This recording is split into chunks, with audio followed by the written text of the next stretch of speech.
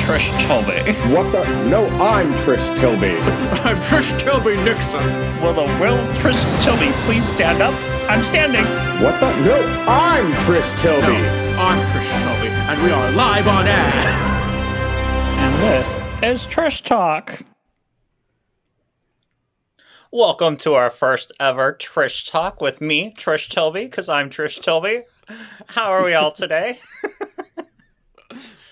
I'm good, Trish. How are you, Trish? I'm Trish Tilby, too. Thank you, Trish. Back to you, Trish, in the studio. Trish, how are you, Trish? Thank you, Trish's. You obviously are not the real Trish. I am the real up. Trish Tilby. Hi, sexy XCs. So this is our first ever Trish Talk. We're going to start doing these monthly where we just have an esteemed guest on the show just to talk about whatever the hell we want to talk about. And today, the Trishes bring to you Warpath Dylan. Hi, Dylan. How are you? I'm great. I'm wondering where I am. Like, what is going on? What is going on? You're obviously saying yes. Yeah, you're obviously talking to Trish. Come on, Dylan. So I am Sean. I'm your ultimate excavationist. And I'm something of an X-fan myself, Kevin. And I am your astonishing X-Men stan, Ryan. And today we decided with Dylan, let's talk about this What If Season 3, because somebody's boss might have been kind of on What If Season 3. So what better person to talk to?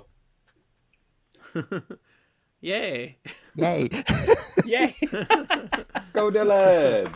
Go, Dylan. Thanks for having me. Do I talk now? Of course. Yeah. It's awesome to be here. Oh, go ahead. I don't know what Can you tell us a little bit? Sorry, I interrupted you. Can you tell us a little bit about your job and what you do? Yeah, you mentioned that my boss is Storm. Yeah, I am the publicist for Allison Seeley Smith, who is the voice of Storm. She did the voice of Storm in the 90s in X-Men the Animated Series. She reprised her role as Storm in X-Men 97, and then she got to play Storm in the last two episodes of What If Season 3. Woo! And yeah, I get to be your publicist, and I get to set up interviews and reach out to lots of different types of people on her behalf, or she sends them my way. Yeah, that is so cool to have a goddess as a boss. Like, that's some boss level stuff right there. It very much is. Can you give us, what are some insights about working with Allison Seeley Smith? What's that like on a day-to-day? It's fun, and it's challenging, and it's exciting, and it's scary all at the same time. Some people might know that I'm one of the co-founders of the Uncanny Experience. And for our second year, we had Allison as a guest, and we actually booked her to be a part of Uncanny before I had ever even really met her. And then fate happened that I was at a convention working with a comic book booth that had her, and they needed somebody to sit with her for the weekend because the person that was supposed to got COVID, and the comic book company that she was there with, they knew that she was coming to Uncanny, and they were like, well, hey, if you've never really had like a real one-on-one with her, this might be good for you in Uncanny. And it was good for Uncanny. It was good for me. It was good for everything, because before the weekend was over, she already wanted to hire me, but she didn't necessarily know what she wanted to hire me for, but she just wanted me to be in her life. And yeah, one thing led to another. I was doing some things behind the scenes for her, and then it just kept going downhill like an avalanche in a good way. And now I get to talk to Storm almost every single day, and she is a professional, but also very normal. And she has this is gonna get like emotional for a I second. know. This is gonna turn into like a real talk show or something. I've Trish. witnessed your So I hope you- interactions. She's like your best friend. yes, I see yes. it all the time. So I don't I don't have like blood family in my life. I don't speak to anyone that I share blood with. And so I don't really have a mom or a grandma anymore in my life. And Allison knew that very quickly, and she basically adopted me. And I get to be in lots of interviews that she's a part of. Just she feels more comfortable if I'm there, even if I shut my screen off and I'm just in the background. But there's been multiple times where she claims me as one of her children, and it is amazing. That's so Nice. cool. I'm super jelly. Yeah, that That's is wonderful. amazing. And I can totally understand how you would get emotional speaking of that. Yeah. Mhm. Cool. Well, thank you for that. Thank you for opening the door that is the life of Dylan and letting us peek inside a little bit. And Ryan, did you have any questions for Dylan? Yeah, Dylan. So, you did say that you are one of the co-founders of Uncanny Experience. Can you share, out of the 2 years, what is one of your favorite experiences at Uncanny Experience? Oh my gosh, the whole thing. Can I just be Everything. biased and say that? The Uncanny Experience both years, it's was very shocking to me that like people want to go. It's shocking to me that people um want to fly or drive to Minnesota of all places to go to a con. Um You betcha. I would say the first Oh, you year, betcha.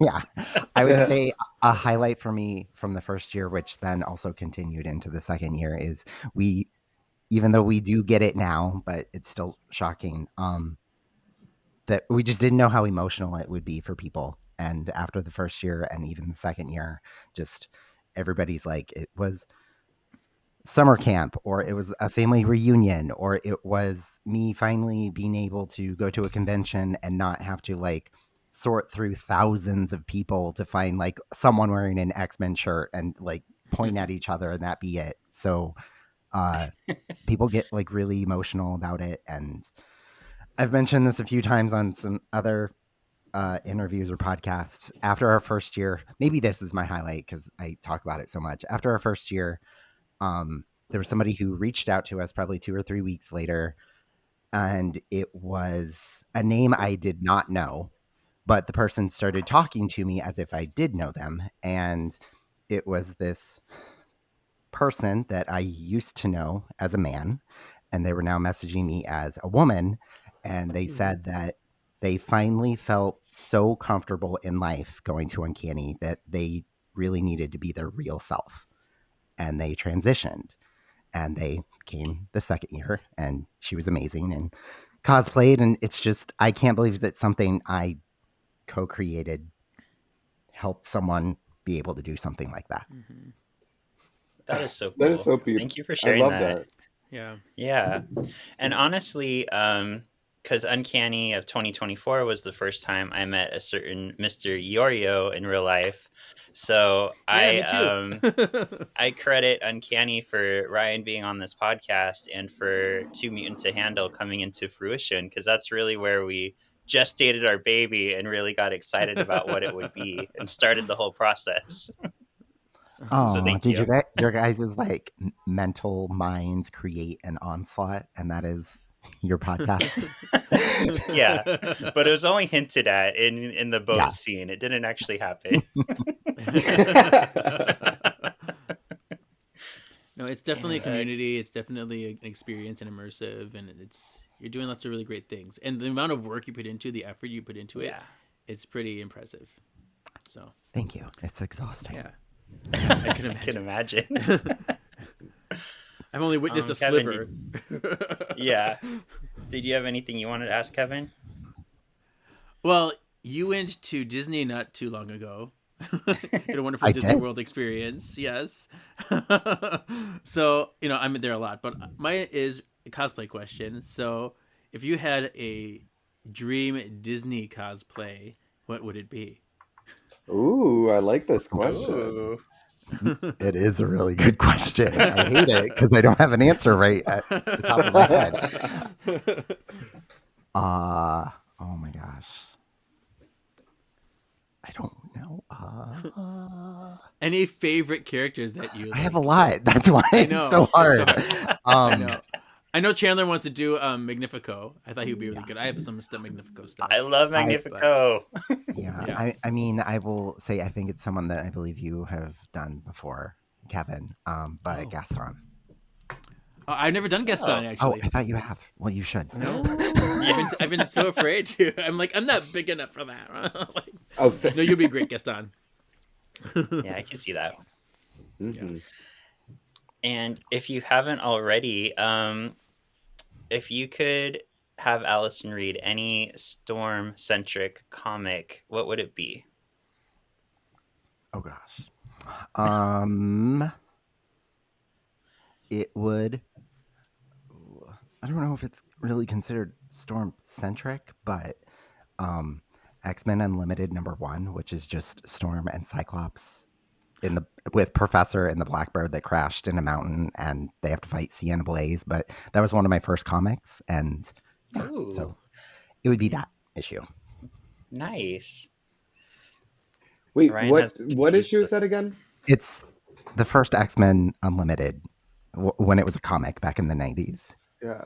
Oh no, does he own it? Not the digital versions. He's off to find it. This was my first comic as well. Ever. Wow. It would be that one. Yeah. That's funny. Nice. All right, cool. Let's get into our discussion here. So, just for anybody, just throwing it out there, what are our thoughts on What If Season 1 and 2?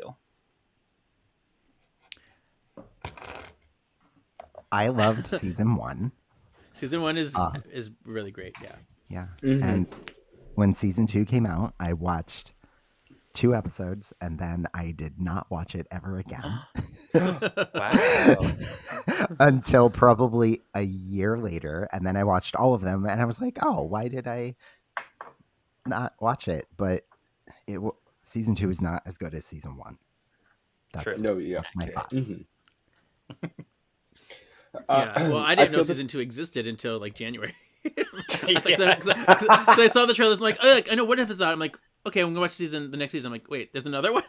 I didn't know there was seasons in between, so I had to binge them all in like January. Was it a good binge for you, Kev? It was good. I mean, odd. Some of the episodes are very weird, but I had a good time with it. I really did. I enjoyed a lot of them. So, yeah.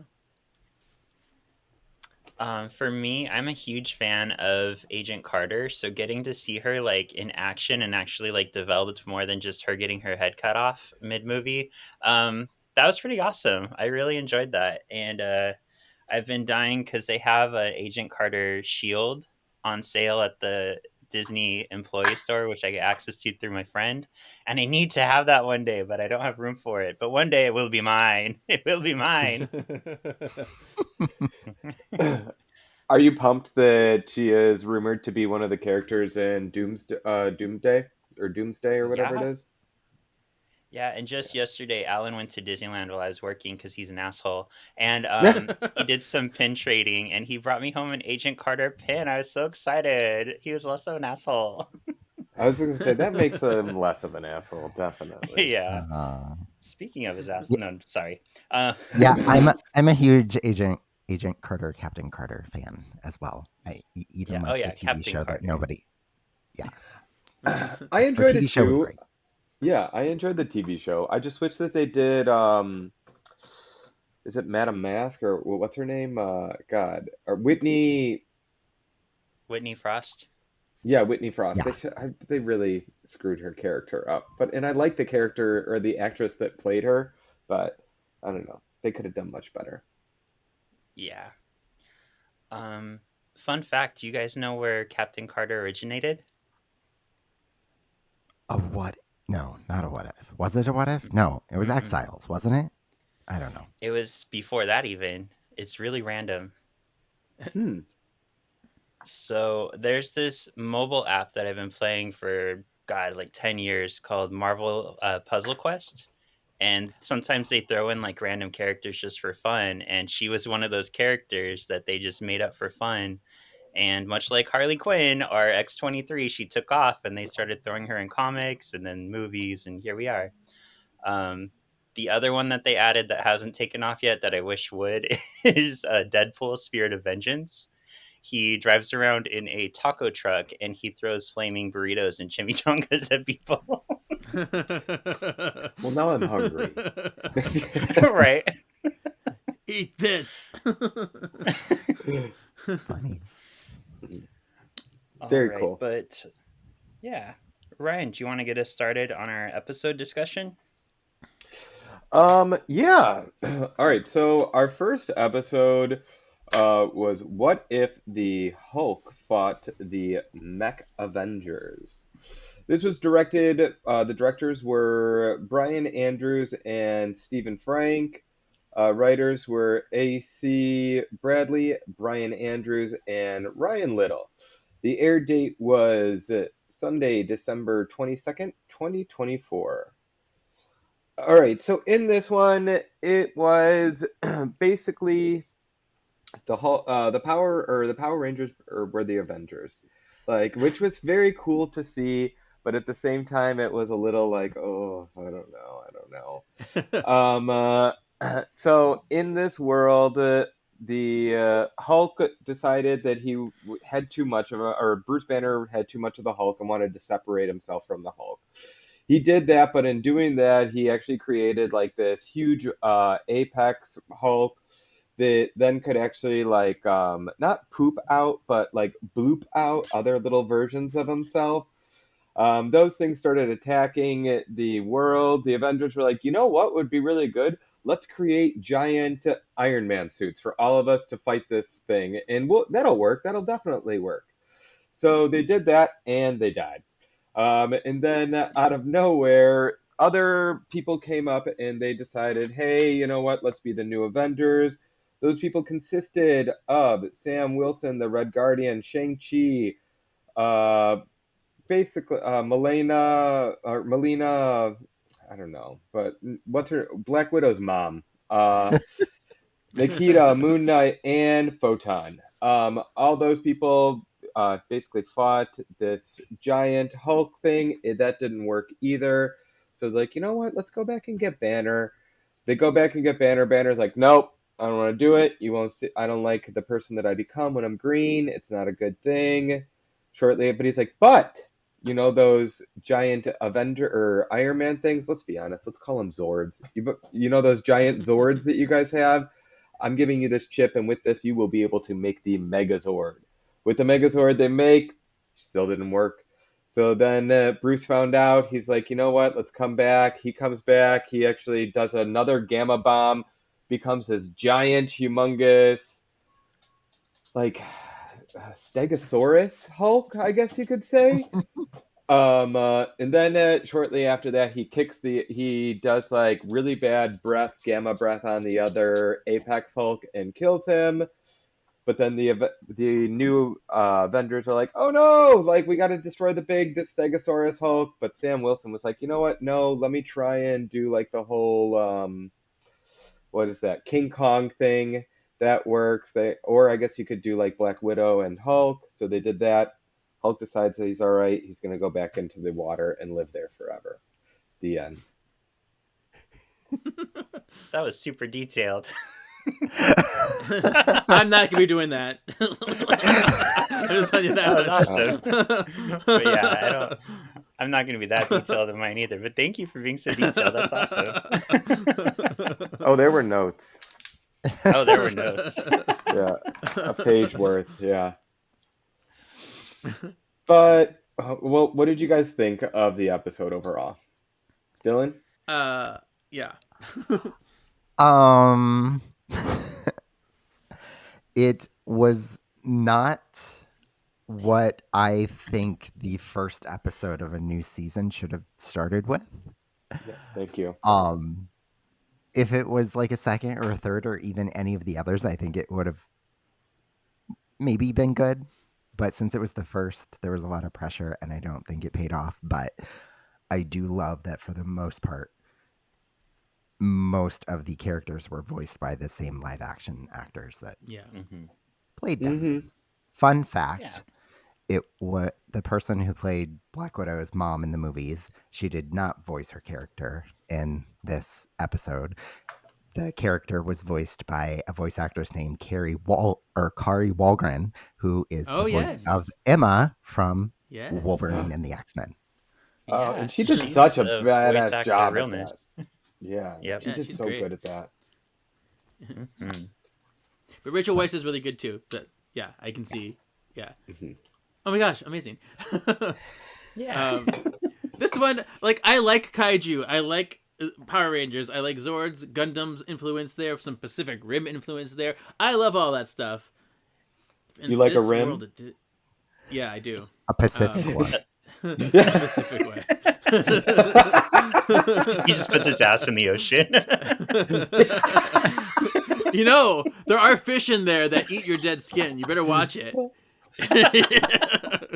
How much your feet in there? They go nibble, nibble, nibble, nibble, nibble. It's super ticklish. So, just fair warning. I don't know. If you've had this done on your feet, right? Please. On my feet. Yes. But yeah, for some reason it didn't seem to work as well in this genre. I don't know. Something was weird about it to me, and I kind of got distracted. I don't know. Yeah, I felt the same. I was really excited when it started because I'm like, "Whoa, Avengers, Power Rangers!" And then it was just kind of like, "Oh, Avengers, Power Rangers." By the end of it, I don't know, it just didn't go well. I have to agree. Sorry. Go ahead. No. No. I would agree that it should have been like the way that Dylan described it was perfect. Like in Drag Race, when no one wants to be first or last in the roast, like this was this needed to be a middle. This needed to be a middle, and it would have been acceptable at a middle. At a front as a first, right out of the gate, no, not at all. But also I wanted to add, do you guys think that the little girl at the beginning, like when she's in the house being attacked, do you think that's supposed to be Riri as like the Kate Bishop of this world? Like how she was attacked and then is inspired to be a hero, kind of, you know what I mean? Oh, how Kate was with the, I thought that. All right. Yeah, I can see that.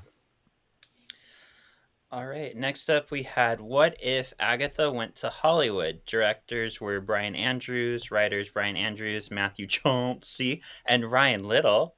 And the air date was December 23rd, 2024. This one, in a nutshell, takes place in the 1930s, and we see Agatha is an actress, which is probably the last place any of us would imagine Agatha to be. But is there a hidden motive? She's working with Howard Stark to be in this movie in order to do a secret ritual to gain lots of power. Oh, that sounds like Agatha. But the problem is Kingo, who we remember from the Eternals, also comes onto the movie, and he's a little too smart for Agatha. He kind of figures out what the plan is. Long story short, Agatha eventually gets the powers of a Celestial, and then she has to fight another Celestial. It's this big battle. The end kind of comes down to, will Agatha be a hero or a villain? Will she sacrifice lots and lots of people in order to have power, or will she kind of give up that power to be a good person and save people? And we kind of see that she wants to save people. Kevin, you look like you're thinking of something. What's your thoughts on this episode? I like this one. I thought this was super fun. I mean, maybe because I do love me some Agatha. I do love me some Hollywood, some actornorial. That's not a word. Actornorial. That's not a word. Did Kevin just have a stroke? That's what we do in the show. We make up words. Kevin, get your ass out of the ocean and start saying real words. But yeah, some of that Golden Age Hollywood. I love that stuff. And I don't know. It reminded me a little bit of like Koro too, when we got those big like Vatu and whatever was the other one. With those kind of battles, I don't know. It was fun. I thought it was cute, and I thought it was heartwarming. So yeah, I enjoyed it. Yeah. Dylan, what did you think? I super loved it. I like when there's stories like, because this is set back in old Hollywood time, and the MCU has told us that Agatha has been alive forever, and the Eternals have also. So it's cool to have stories of like them crossing paths way back when instead of the present day. And yeah, I liked it. And Kinga was my favorite Eternal, and who doesn't like Agatha? So it was a lot of fun. Yeah. This should have been the first episode. I was going to ask that too. Agatha had just ended. Why don't you have Agatha be the first episode? Perfect. Yep. Ryan, what are your thoughts? I liked it a lot. I thought that it was fun. I agree with Kevin. Like, I really like the Bollywood aspect of it. And it's Agatha. We just got off of Agatha, so who wouldn't love it this episode? Agreed that it should be number one. I lost my shit when they started doing the Bollywood stuff because years and years ago, when I was unemployed and had Movie Pass, I just started going to like any movie that was in the theaters, and I happened across a Bollywood movie. I freaking love Bollywood now. Bollywood is amazing. It's so Sean. It's so cheesy. There's music. There's dancing. I love it. So I really like the Bollywood aspect, and I totally agree. This should have been episode number one for all the reasons you all said. And it's interesting because, you know, when you think of Agatha, it's just like, you know, she based the Wicked Witch after me. They based her off after me. I'm like, maybe she was doing something. Maybe she was an actress and then inspired Wicked Witch, you know? How fun. Yeah. I love it. Mm-hmm. All right, Dylan, tell us about episode 3. Okay.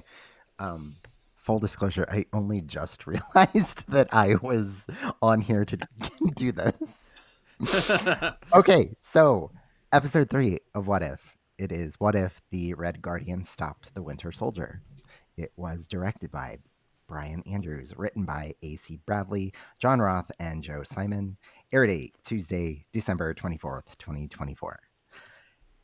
In this episode, Red Guardian and Winter Soldier both are asked to do the same job, but Red Guardian says no, and Winter Soldier does say yes, and then Red Guardian gets upset that they hired Winter Soldier to do it, so they both do it and end up messing it up. It's the mission that happened to be the one where the Starks were supposed to die.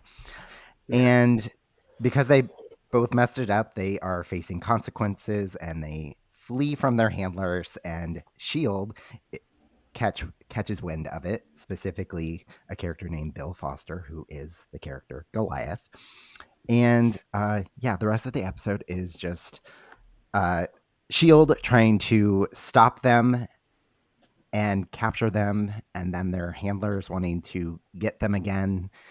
And they end up going through Vegas to try to escape everybody. And then it ends with Red Guardian getting to escape and have a free life, and Winter Soldier going back to wherever and being a soldier. Yep. The end. Yay. What did you guys think about it? This one felt like an episode 3. Like, it wasn't bad, but it didn't stand out either. Like, if I didn't have this outline, I wouldn't be like, oh, remember that episode when? Yeah. I thought it was fun. It had moments, but it was also not the most memorable. Yeah.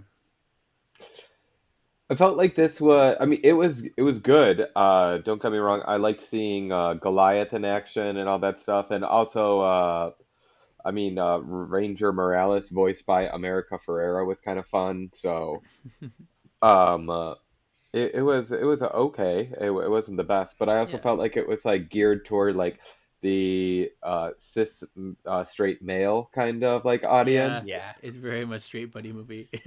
Yeah, exactly. But it was good. It was okay. Yeah.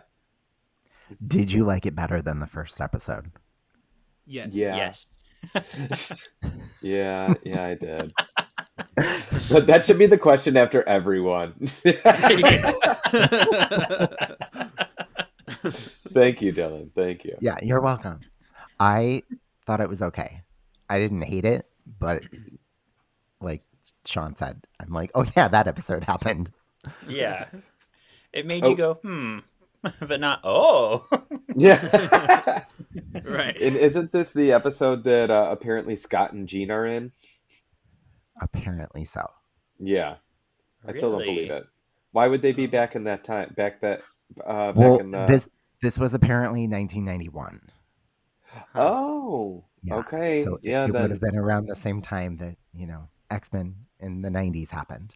that's true. I thought that All right. too. I was like, wait, isn't this like way in the past? And everyone's like, no, the mission to kill his parents was in 1991. And I'm like, oh God, Oh, I'm yeah. old.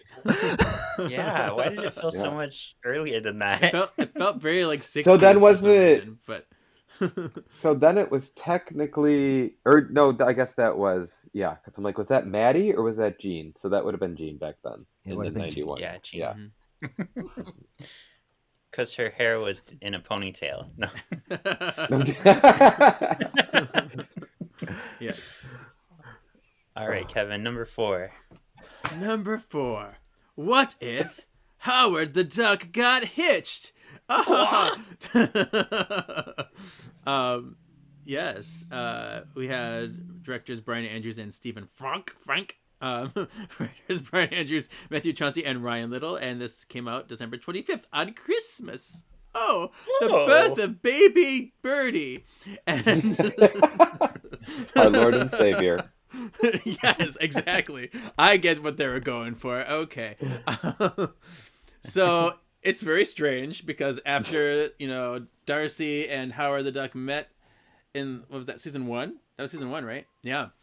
At Thor's party, they're like, let's go get some nachos or whatever they wanted to get. I don't remember what they wanted to get. Nachos, yeah. Okay, nachos, cool. And they're like, let's go get some nachos. But they fell in love and became a couple, and Darcy gave birth to this egg. They brought her home, and and then they get a little knock on the door, like, hey, you got a vacation. Come, bring the egg with you. And they go to space. They go see, what's his face? Jeff Goldblum. And he wants to eat the egg, but then other people come to try to steal the egg. Oh, it was the can't people's names. Mary Poppins.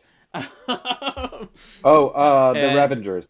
Yeah, Ravagers. Yeah. And what's Did I his... say it correctly? Yondu. Ravengers? And what's the Yeah. Yondu? Thank you. Well, it was a lot of people. It was them. Yeah, there's a lot of it was people. the Yeah, dark so elves.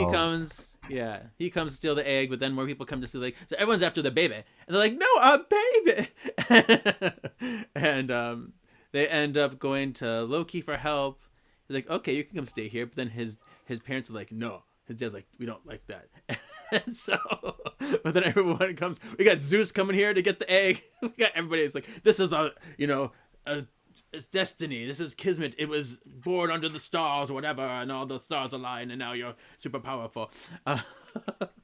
And so they go into chase. There's the avalanches. There's snow, but then they like start singing it to it. They're like, let's sing you a song. And the egg's like, yeah, I like that. And then it hatches. And then it like protects Howard and Darcy. And everyone's like, oh, I guess they're protected.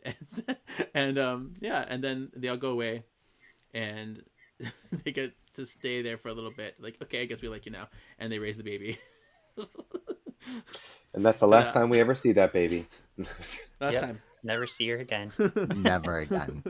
I never knew its name. But was it better than the first episode? Yes. Yes. Yes.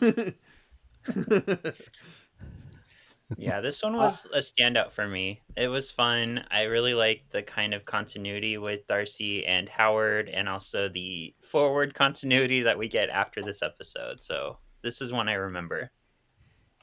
It was definitely memorable. Super weird, but also very fun and shenanigan-y. And I kind of like those ones. I completely agree. I really loved this episode. Actually, it was just fun, and it was like the perfect Christmas episode for you too. Like you put a smile on your face, And I will admit that that song has actually been on my Spotify search maybe with from since Christmas and played a few times over this past January. So Kiss has been on my playlist for some reason. Nice. Awesome. I super liked it. I liked the first episode, or whatever episode it was in the first season, with them becoming a couple, because probably for a lot of people that are like all of our ages, Seth Green is funny. And Yes. you pair him with someone like Kat Dennings, it's going to be even funnier. And then I will probably revisit this when we get to another episode. But the two of them, I'm sure they recorded their lines completely separately, but it's just hilarious to hear Seth Green and Kat Dennings together in a scene. Yes. Mm-hmm. Darcy Lewis is Kat Denning. Yes. Like, literally. It's yeah. And they even write her that way in the comics now too. So it's like it's hilarious. Like and Steve Orlando did a great job at capturing Kat Denning. Yes. If you watch her in any show she's ever done, it's the same Scarlet personality. Yeah, I hear Kat's voice when I read her in Scarlet Witch. Like she is, she's Darcy. Yeah. Mm-hmm. I also super love just the fact that they brought like every big Marvel villain back. You're like, oh, the Dark Elves. Oh, the whatever Loki's people are called. Yeah.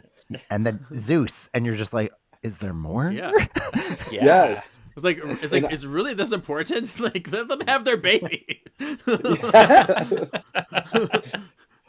Also, this rendition of Loki as like the frost giant and like being like the like lovable like buddy from college, I think is hilarious. It's hilarious, and Tom Hiddleston did so good at it too. Like, stay at my resort. I'm just getting started.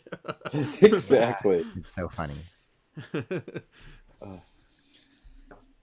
All right. I guess I'm next. Yeah. All right. So this is episode 5. What if the emergence destroyed the Earth? This is directed by Brian Andrews and Stephen Frank. Writers Brian Andrews, Matthew Chauncey, and Ryan Little. The air date was December 26, 2024. All right, this one won't be as long and a little less painful. I'll lube it up. So, just use spit. It's fine. Yeah.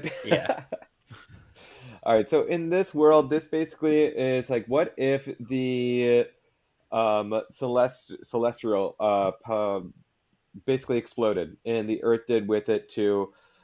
In this world, Beck actually took over. Quentin Beck, that's right, Mysterio. They had to bring him back for something, I believe. So in this world, he kind of took over. He took over Stark, and he got an Iron Legion. With that, his Iron Legion was basically like a bunch of Ultrons and White Vision. The person that is kind of like the rebel at this point is Riri Williams. She's going around getting some stuff, easy bake ovens to, make like something to destroy the Vision, apparently. When all that happens, she actually meets another alliance. The alliance is with Wong, Valkyrie, Shang-Chi's grandma, and what's it, Aoki or what? What's her name? Sorry, I can't. Okoye. Oh my God. Like, yeah, Okoye. So they were all part of that. They got together, actually took down White Vision. Then White Vision, they reused parts of that to take down Quentin. She was going to actually die like happens in every world, but this time the Watcher actually stepped in, and apparently someone just had to tell Riri to fight. Like that's all she had to hear, and then she would have been able to get up and take all the metal that she got taken away, her White Vision armor that she had, and so she did that, and then she gave the world hope by putting a giant nightlight in the sky of the Avengers symbol, and the world was better. But shortly after that, the Watcher was like, "Oh my God, this is so beautiful!" I was almost going to shed a tear. But then out of nowhere, you find out that because he interfered and told Riri to fight, Now he is being watched by the Watchers Council. Mm-hmm. It seems like such a minor thing, but I think at that moment too, because she was at the point where she was giving up. She lost hope. She had nothing to fight for. But then she doesn't know where it came from. But this voice said fight, and it's, in her mind is probably this inner voice that gave her that spark to like, there is something to fight for. There are more people outside of myself that I can help, and that brought it back. So I don't mind it when you think about it in those terms. Agreed. I super love this episode because it was super serious and like kind of a downer, but there's a lot of action and Valkyrie was in it, so that always makes me happy. And I can't remember how I exactly worded it, but when I was watching it, I was like, oh, there might be some straight white men very upset with this episode because the hope of the world is depending on these two black men or two black women and an Asian guy and an Asian woman. Or no, three black women because of Okoye. So it was like the world's hope had nothing to do with white people at all. Oh my gosh, That's the way it should be because we suck. Yeah. Yeah, I was just in it. I was just like, these people. I'm like, wow. Yeah. And just when you would see like things like floating around, like objects that belong to people, that I was like, oh my gosh. Yeah. I enjoyed it. Cool. And yes, it was better than the first episode. And Sharon Carter was in it for 5 seconds, and I don't even know if I really like Sharon Carter, but I love Emily Van Camp, so I'm just happy. Same. I loved her in Revenge. Yes. Yes. All right. What If 1872, directed by Brian Andrews and Stephen Frank. Writers Brian Andrews, Matthew Chauncey, and Ryan Little. I get all the Ryan Little ones. This aired Thursday, December 7th. Wait. That's not right. 27th, 2024. 27th. This is Oopsie. is in an alternate. You're fine. I mess up all the time. This is in an alternate 1872. Shang-Chi and Kate Bishop are roaming around the Wild West battling foes. And this is what was a highlight for me. This was the first time we see the Hood in the MCU, even though it's not like the live action, but it was cool to finally see him. They're looking for a ghost train to find Shang-Chi's missing sister, Xialing, and other vanished Chinese immigrants. So we just get kind of that Marvel feel in the old Wild West, kind of like Back to the Future 3. Yay! Emmett! Emmett! I know, she just screams the whole movie.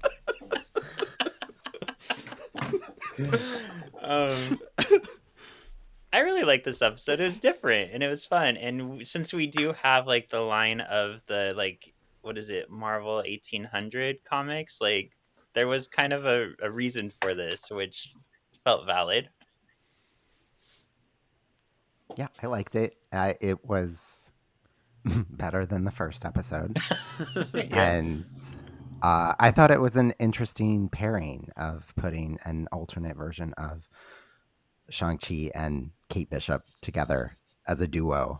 It's not a duo that you would ever expect in like the normal MCU. So it was fun. Right. You're like, how would they like come together? But it worked. Yeah, I liked it a lot. It worked.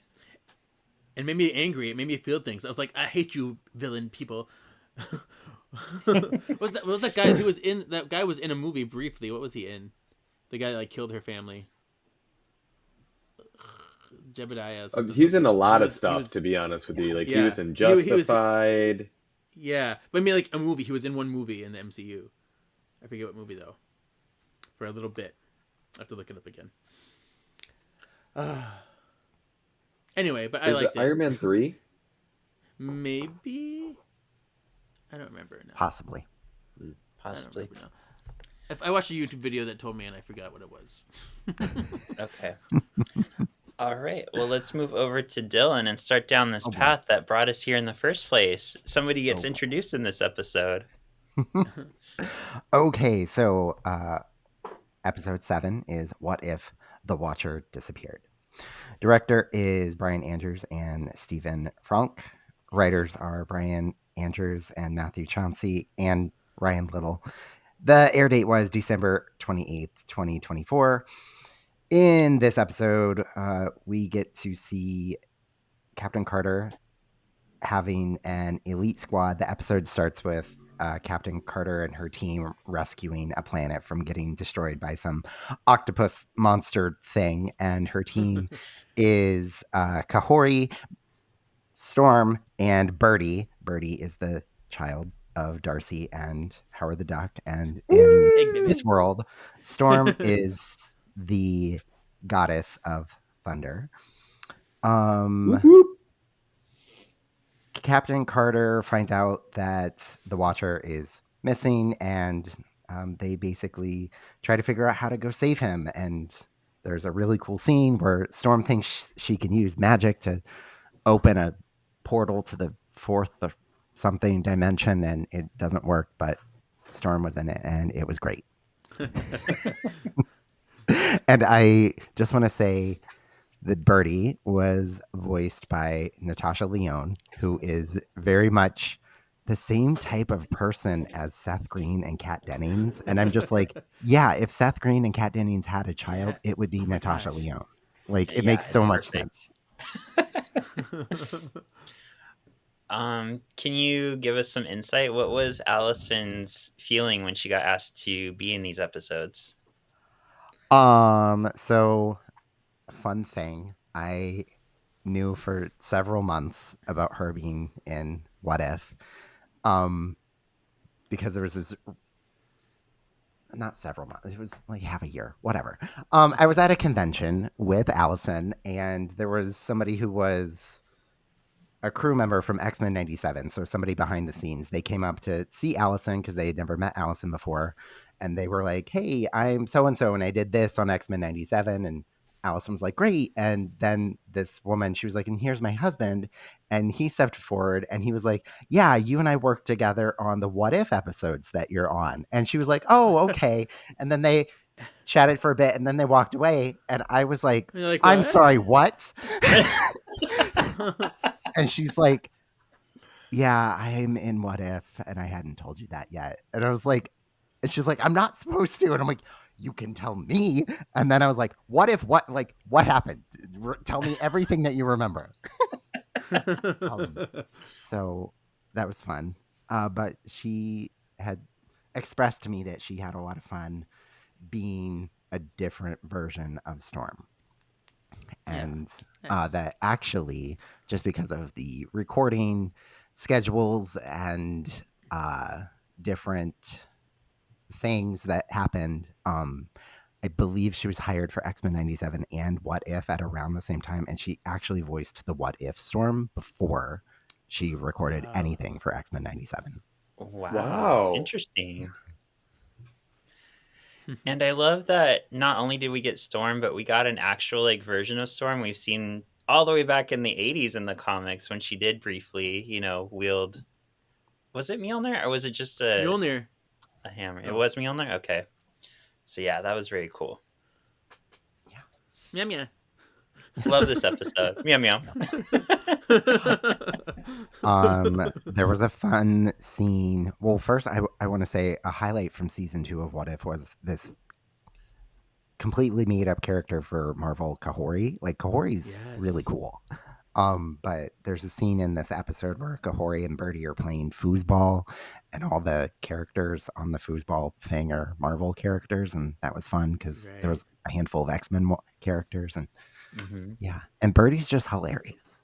So yeah, it sounds like she's not going to, but I kind of wish Natasha Lyonne was playing Birdie in Fantastic Four First Steps, but she kind of hinted it's a CGI character, so I'm guessing it's Herbie. I think she's going to be Herbie.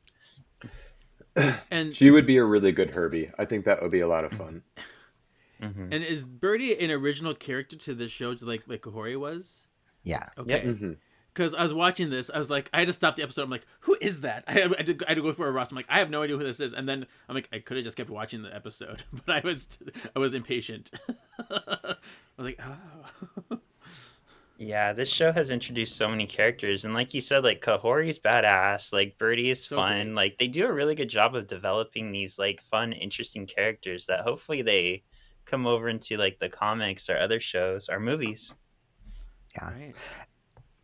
One other thing that I want to say is there were some scenes between Storm and Captain Carter that I was like, is Storm a lesbian in whatever the world this one's from? Because these two, they seem to have some sort of history. And like, we're supposed to just assume they've been a team for a while. So I'm just like, do you two share the same bed in the ship? Like, I don't Right. like the energy that the two of them had in their conversations with each other was like the energy you have with people that have seen you naked.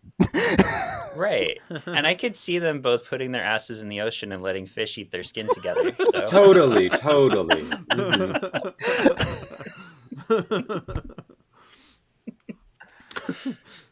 They have the love. They have the yeah. connection. You're my sister, but not really. Plus, I can't remember, was it season 2 or maybe it was season 1? Like Captain Carter seemed to be a lesbian in a relationship with whatever version of Black Widow she was with. So I'm like, so I'm not shocked with that Captain was Carter. Season 2. Yeah, I just watched it. Like Storm was giving off some vibes that I'm not used to Storm giving. Yeah. Give them, Storm. Nice. Give them. Give them. All right, Kevin, tell us about episode 8. All right, episode 8 is What If, What If? Directed and written by all the same people. And it was aired Saturday, December 29th, 2024. And this is where we get them really trying to, like, fight back. They're like, the Watch is in trouble. Oh, gosh, we need to go find her. We find these fragments. Oh, let's do it. And so they finally get there. They kind of, it's a two-parter, so I'm trying to remember which was in which one. but they kind of, Agent Carter's missing, so they have to go find, she went to go get the Ultron with the armor, and they're like, oh my gosh, she's probably dead. But then they go in there with their ship, and they find, no, not with the ship, I don't know, they find her there, they find him there, and he's like, don't fight me, I'm good, I'm gonna help you. And then they go and they use his power to go to the Watcher's hideout.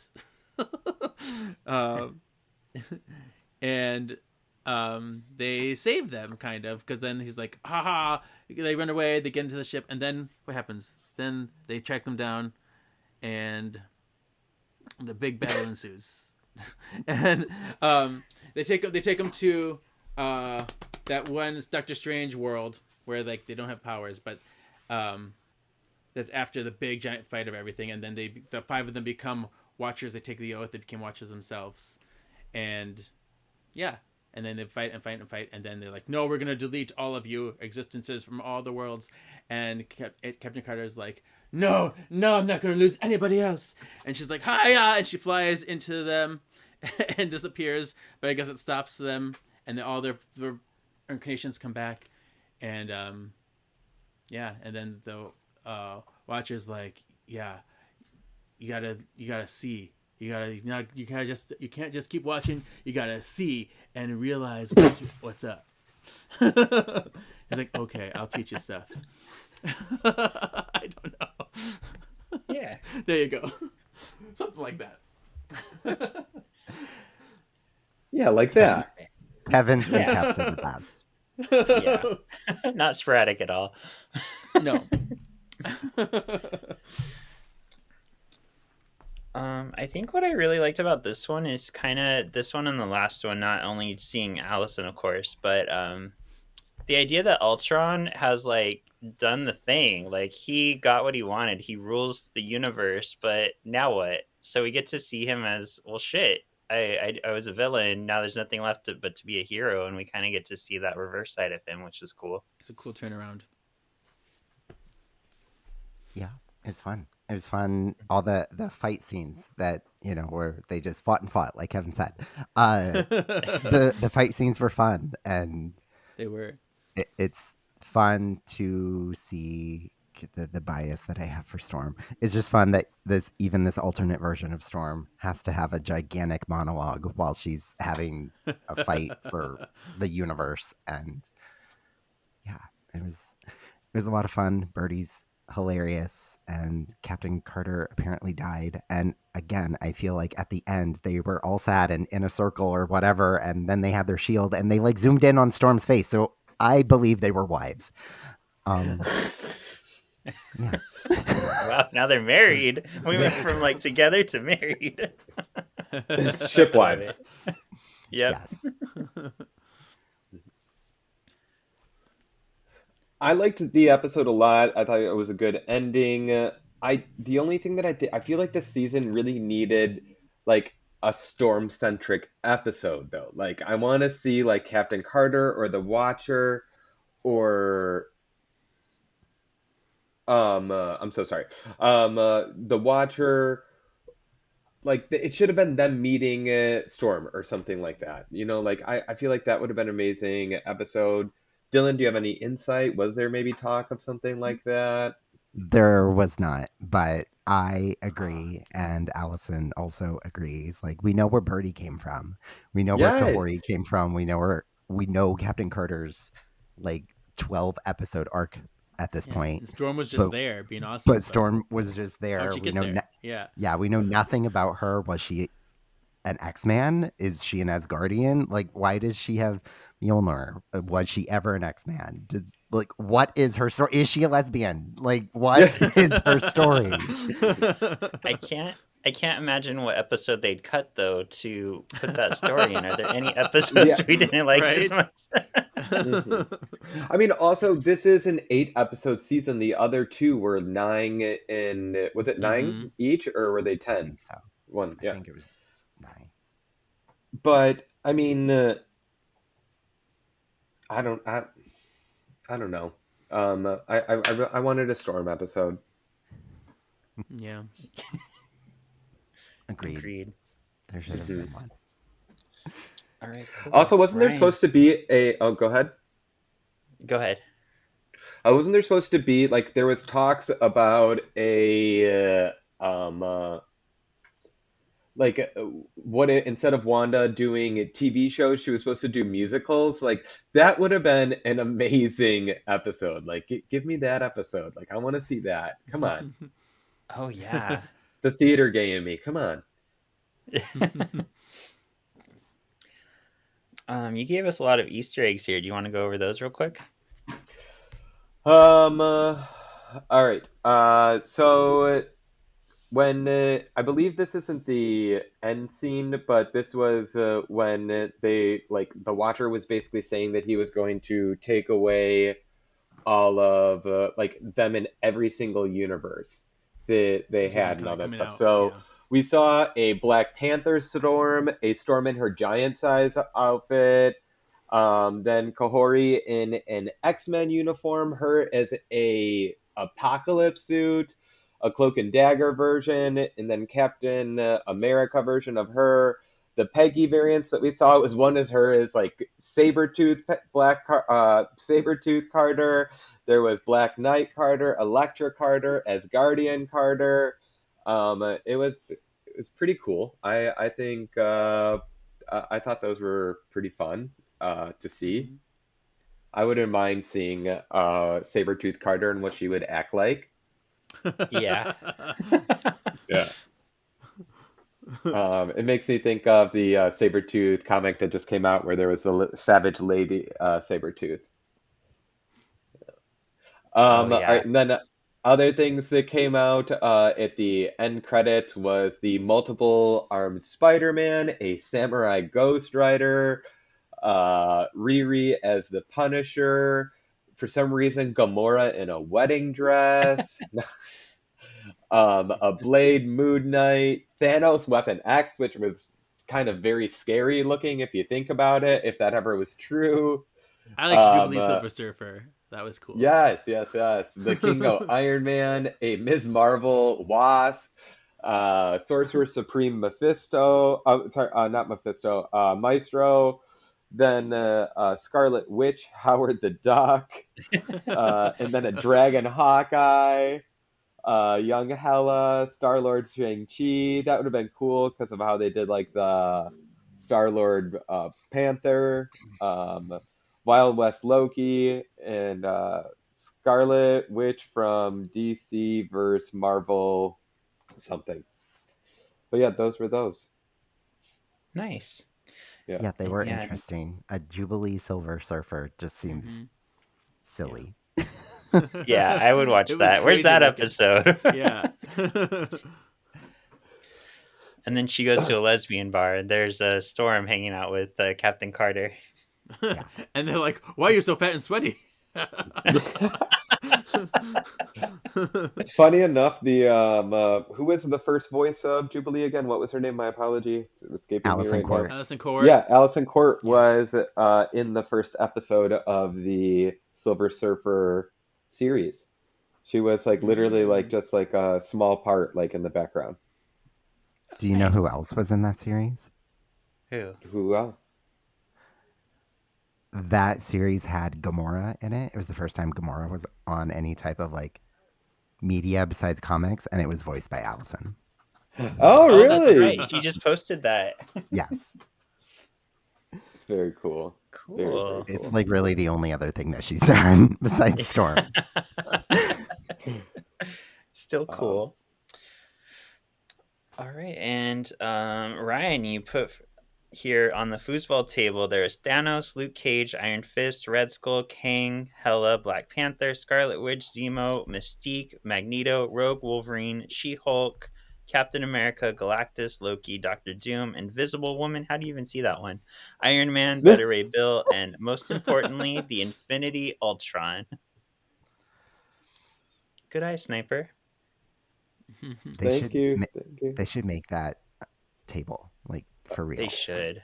I saw a YouTube that some people have recreated it already. It looks amazing, but they need to like put it available for purchase. I think that they would get a lot of people. They should. Yeah. Mm-hmm. And then, of course, Kevin's favorite, they mentioned Reed Richards and Madison. That when they did that, I was like, oh my gosh. I loved that. It's always that in was our so zeitgeist awesome. now. The amount of times we mention needs it her on own all show. of our podcasts, it's crazy. Yeah. Yeah. There were talks of her showing up in Agatha too. Oh, wow. Yeah. That would have been fun. Yeah. That would have been amazing. Yeah. Yeah. A little replacement for Mrs. Hart. No. Yep. Well, this was a lot of fun. I think this was a very successful, very first ever Trish Talk. Trish Tolby. Dylan, thank you very much for joining us for this thing that we didn't fully tell you were going to be on. No, it's just I didn't read. Yeah. As one of you started to do the first recap, I was like, wait, my name is next to some of these things, and I didn't know that. Surprise. Well, and you are on House of X podcast, and to me, my X-Men recapping X-Men 97. Where else can the people find you?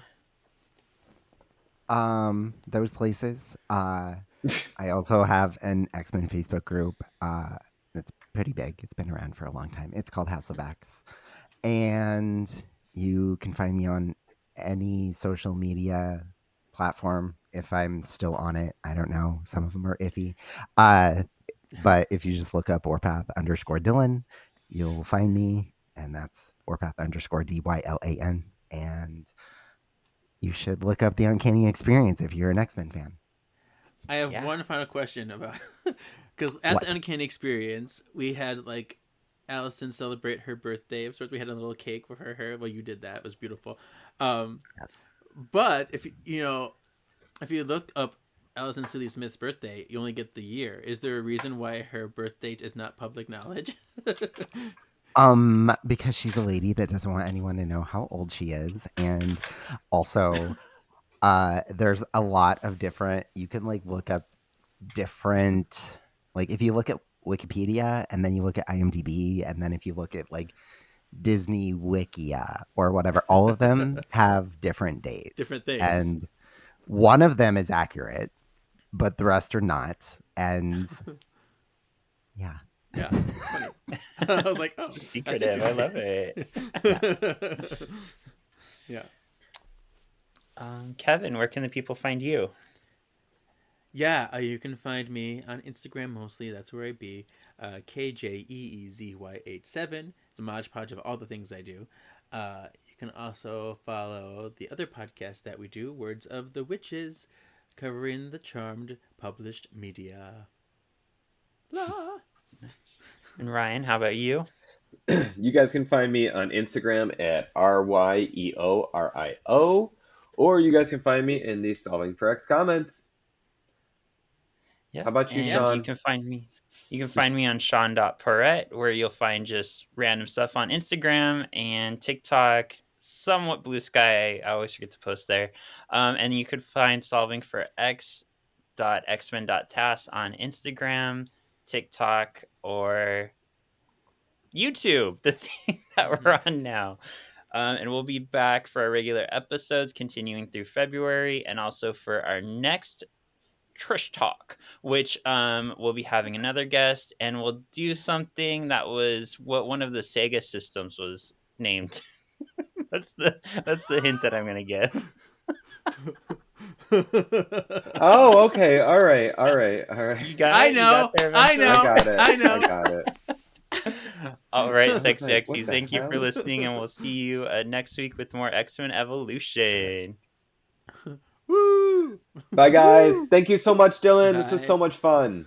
Yes, it was so much fun being here. Thank you for having me. Boom, boom, boom. Caster. Okay. Boom. We've done it. Yes. I'm sorry.